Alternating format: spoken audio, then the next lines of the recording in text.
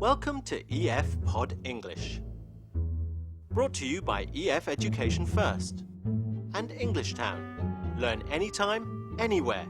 Pod English Intermediate 56. Communication skills.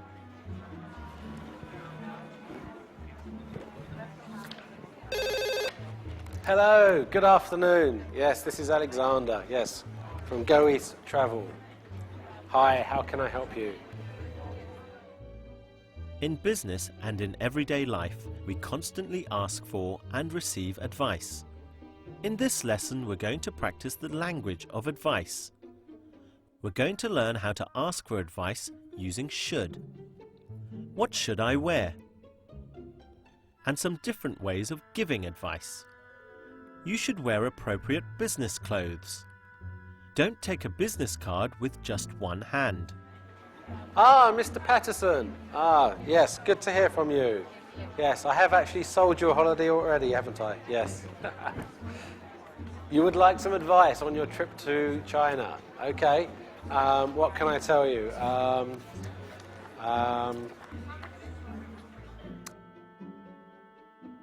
We're now going to watch a movie about a manager consulting with a cultural expert. The manager is planning to go to China. The meeting today is very important for the future of our company. Is there anything else I should know before I leave? I briefed you on some of the details last week, but we need to discuss cultural differences, such as style of negotiation and even manners. Good. What should I do when we first meet? Shake hands and exchange name cards, right? Well, be careful. In China, it's considered rude to accept a business card with just one hand.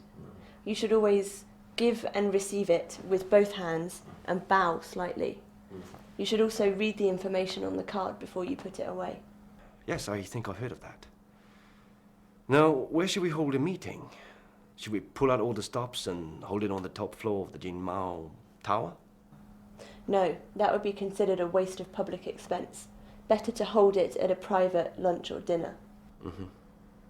Okay. Who should I direct my speak to first? The team that meets you will be introduced from junior to senior official, so you should always talk to the last person introduced, as he or she will be the most senior. Okay, I'll keep that in mind. Well, this is useful information. What else? Well, don't take a nod as a sign of agreement. It's usually just a sign that people are listening attentively. Okay. I want you to look after the bookings and schedule. We need this to go very smoothly. I'm sure there's something else here I can find for you. Ah, here we go. Yes, cultural etiquette. Understanding cultural differences is very important. Let's listen to part of the movie again. What should I do when we first meet? What should I do when we first meet? We often use should when we ask for advice. Who should I direct my speech to? There are many other ways of asking for advice. We can say, what do you recommend? Do you have any suggestions? Here's how the expert responds. Well, be careful. In China, it's considered rude to accept a business card with just one hand. Well, be careful. When giving advice, we often use the imperative to give an order or a command. Here's some more examples using the imperative. Be cautious. Be aware of differences. Pay attention. You might get into trouble. Here's another way of giving advice.